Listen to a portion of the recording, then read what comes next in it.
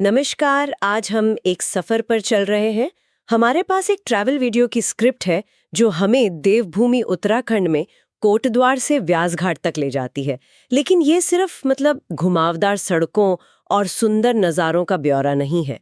ये स्क्रिप्ट एक आईना है जिसमें पहाड़ों की बेपनाह खूबसूरती तो है, पर साथ साथ एक गहरी होती चिंता की परछाई भी दिखती है। तो चलिए इस यात्रा के जरिए समझने की कोशिश करते हैं कि पहाड़ों का वो सुकून असल में हमसे क्या कह रहा है। और ये समझना इसलिए जरूरी है क्योंकि ये सिर्फ एक व्यक्ति की यात्रा की कहानी नहीं है। ये स्क्रिप्ट उस द्वंद्व को, उस कॉन्फ्लिक्ट को पकड़ती है जिससे आज शायद पूरा हिमालयी क्षेत्र गुजर रहा है। एक तरफ है आध्यात्मिकता और प्रकृति की शांति की तलाश जो लोगों को यहाँ खींच लाती है, और दूसरी तरफ वो विकास की होड़ है जो उसी शांति और प्रकृति की नींव को हिला रही है।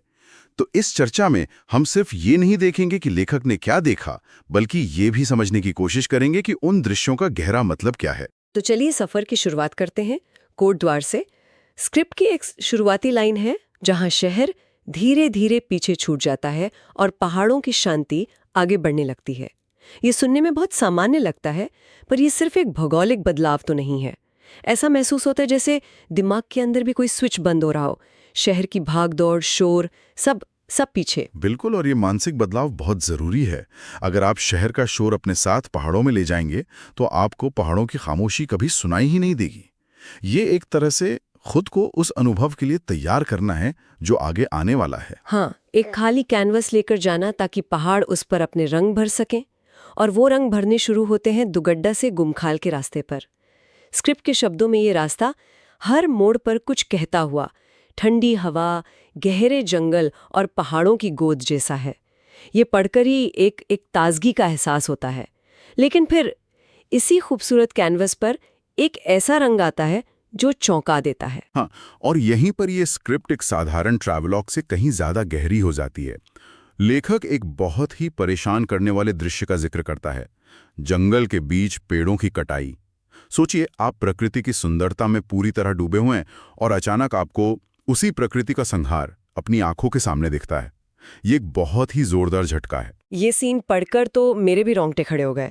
और जो बात इसे और ज्यादा उलझा देती है वो ये है कि स्क्रिप्ट में लिखा है फॉरेस्ट टीम अपना काम कर रही थी। मतलब ये कोई गैर कानूनी काम नहीं था। तो क्या इसका मतलब ये है कि कभी कभी जो प्रक्रियाएं नियम के हिसाब से सही होती हैं वो भी पर्यावरण के लिए उतनी ही विनाशकारी हो सकती हैं? आपने बिल्कुल सही नस पकड़ी है। यहीं पर यह स्क्रिप्ट एक बहुत बड़े और मुश्किल सवाल को छूती है। अक्सर विकास के नाम पर, जैसे सड़क चौड़ी करनी हो या कोई नया प्रोजेक्ट लगाना हो, ऐसी कटाई को आधिकारिक मंजूरी दी जाती है। कागज पर यह डेवलपमेंट है, पर जमीन पर वो डिस्ट्रक्शन जैसा महसूस होता है। स्क्रिप्ट का लेखक शायद इसी विरोधाभास से जूझ रहा है कि जिस सिस्टम को जंगल की रक्षा करनी चाहिए वही उसके कटने की निगरानी कर रहा है। सही बात है। और इसी उलझन से वो सवाल निकलता है जो शायद इस पूरी यात्रा की आत्मा है। क्या हम अपनी आने वाली पीढ़ियों के लिए भी कुछ छोड़ रहे हैं?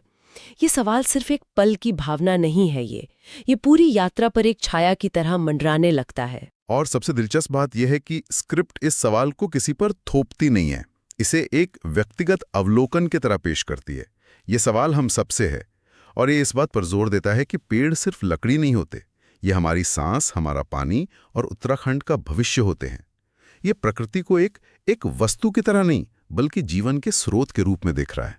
इतनी भारी सोच के बाद तो मन करता है कि कहीं रुककर थोड़ा सुस्ताया जाए। और लगता है स्क्रिप्ट में भी सफर ठीक ऐसे ही एक मोड़ पर पहुंचता है, सतपुली में। हाँ, और सफर में ऐसे ठहराव बहुत जरूरी होते हैं। ये सिर्फ शारीरिक आराम के लिए नहीं होते, ये मानसिक संतुलन के लिए भी होते हैं। वो जो भारी सवाल मन में उठा था ना, उसे थोड़ी देर के लिए किनारे रखने का मौका मिलता है। और सतपुली में वर्तमान का वो पल क्या है? स्क्रिप्ट बताती है, गर्मा गर्म आलू पराठा और पहाड़ों की हवा के साथ चाय। ये सुनने में कितना साधारण लगता है ना? लेकिन स्क्रिप्ट इसे एक ऐसा पल बताती है जो अनमोल है, प्राइसलेस, और इसे ही असली पहाड़ी सफर का नाम देती है। और अगर हम इसे उस बड़ी तस्वीर से जोड़कर देखें तो ये पल और भी ज्यादा महत्वपूर्ण हो जाता है। सोचिए, ये जो असली पहाड़ी सफर का अनुभव है, गरम पराठे और ताज़ी हवा में चाय, ये सीधे सीधे उन जंगलों से जुड़ा है जिन्हें हमने थोड़ी देर पहले कटते हुए देखा था। अच्छा। अगर वो जंगल नहीं रहेंगे तो वो ठंडी हवा, वो सुकून और वो माहौल भी नहीं रहेगा जो इस साधारण से पराठे को अनमोल बनाता है। मतलब वो छोटी सी खुशी असल में उस बड़े इकोसिस्टम पर टिकी हुई है जो खतरे में है। ये मैंने कभी इस तरह से सोचा नहीं था। चाय में जो पानी है वो भी उन्हीं पहाड़ों से आ रहा है, हवा की ताजगी भी उन्हीं पेड़ों की देन है। बिल्कुल। वो आलू पराठे का स्वाद शायद मैदानी इलाके में वैसा ना लगे, क्योंकि वहां वो पूरा माहौल, वो इकोसिस्टम नहीं है। तो ये छोटा सा हल्का फुल्का पल असल में हमें बहुत गंभीरता से याद दिलाता है कि हम क्या खो सकते हैं। ये सादगी, ये सुकून, यही तो हैं जो पहाड़ों को खास बनाते हैं। सही बात है। ये छोटे पल ही तो बड़ी यादें बनते हैं। और फिर इन छोटी खुशियों और बड़ी चिंताओं को साथ लेकर सफर अपनी आध्यात्मिक मंजिल व्यास घाट पहुंचता है। यहां पहुंचते ही स्क्रिप्ट का लहजा फिर से बदल जाता है, और भी गहरा और शांत। हाँ, क्योंकि व्यास घाट सिर्फ एक सुंदर जगह नहीं है, इसका एक गहरा आध्यात्मिक और पौराणिक वजन है। और स्क्रिप्ट इस बात को बहुत अच्छे से पकड़ती है। स्क्रिप्ट में एक लाइन है जो मुझे बहुत देर तक सोचने पर मजबूर कर गई। ये जगह शोर नहीं करती, ये चुप रहकर भी बहुत कुछ कह जाती है। आज की दुनिया में ऐसी जगह की कल्पना करना भी मुश्किल है। बिल्कुल। इसका मतलब क्या है? खामोशी से बात करना। इसका मतलब है कि वो जगह अपनी विशालता से, अपनी शांति से और नदी की अविरल धारा से आपसे संवाद करती है। जब आप व्यास घाट जैसी जगह पर खड़े होते हैं तो प्रकृति का विराट रूप आपको आपकी सीमाओं का एहसास कराता है। आपको महसूस होता है कि इस सृष्टि के सामने हम कितने छोटे हैं। ये जो विनम्रता का भाव है, यही प्रकृति का मौन संवाद है। और स्क्रिप्ट भी इसी एहसास को बयां करती है। यहाँ आकर महसूस होता है कि हम कितने छोटे हैं और प्रकृति कितनी महान। ये विनम्रता का भाव है। जब आप प्रकृति की विशालता के सामने खड़े होते हैं तो आपका अहंकार अपने आप छोटा हो जाता है। और ये विनम्रता का भाव ही इस संरक्षण की पहली सीढ़ी है। विनाश हमेशा अहंकार से पैदा होता है, इस सोच से कि हम प्रकृति से बड़े हैं और उसे अपनी मर्जी से नियंत्रित कर सकते हैं।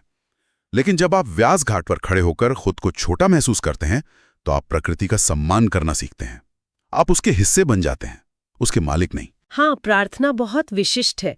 स्क्रिप्ट में जिक्र है, माँ भुवनेश्वरी से यही प्रार्थना है कि देवभूमि की रक्षा हो, जंगल बचे रहें और पहाड़ों की मुस्कान कभी न मिटे। ये प्रार्थना सीधे सीधे उस चिंता से जुड़ जाती है जो सफर की शुरुआत में पेड़ों को कटते देखकर पैदा हुई थी। ये कमाल का जुड़ाव है। और यहीं पर हमें आध्यात्मिकता और पर्यावरण का वो गहरा, सदियों पुराना रिश्ता देखने को मिलता है। ये प्रार्थना सिर्फ एक धार्मिक भावना का प्रदर्शन नहीं है, ये उस पर्यावरणीय चिंता का एक आध्यात्मिक समाधान खोजने की कोशिश है। जो बेचैनी जंगल में महसूस हुई, उसे शांति मंदिर में एक प्रार्थना के रूप में मिल रही है। यह बताता है कि देवभूमि की रक्षा का मतलब सिर्फ मंदिरों की इमारतों की रक्षा नहीं है। उत्तराखंड सिर्फ एक ट्रैवल डेस्टिनेशन नहीं है, ये हमारा घर है। ये सोच में एक बहुत बड़ा बदलाव है। जब आप किसी जगह को डेस्टिनेशन समझते हैं तो आप एक उपभोक्ता होते हैं, लेकिन जब आप उसे घर समझते हैं तो आप उसके संरक्षक बन जाते हैं। बिल्कुल। एक पर्यटक और एक निवासी के नजरिए में यही बुनियादी फर्क होता है। स्क्रिप्ट हमें एक पर्यटक की तरह नहीं, बल्कि एक जिम्मेदार निवासी की तरह सोचने के लिए प्रेरित कर रही है। भले ही हम साल में कुछ ही दिनों के लिए वहां जाएं, घर के प्रति हमारी एक जिम्मेदारी होती है। और फिर विकास और विनाश के बीच का वो महत्वपूर्ण फर्क समझाया गया है, जो शायद इस पूरी स्क्रिप्ट का सार है। डेवलपमेंट जरूरी है, पर डिस्ट्रक्शन नहीं। ये सुनने में जितना सीधा लगता है उतना है नहीं। नहीं, बिल्कुल नहीं। और ये इस स्क्रिप्ट का सबसे महत्वपूर्ण दार्शनिक बिंदु है। ये विकास के खिलाफ नहीं है, जो कि एक आम गलतफहमी होती है जब भी पर्यावरण की बात होती है। ये उस विनाश के खिलाफ है जो अक्सर विकास के नाम पर होता है। ये सभी अनुभव एक ही धागे में पिरोए हुए हैं।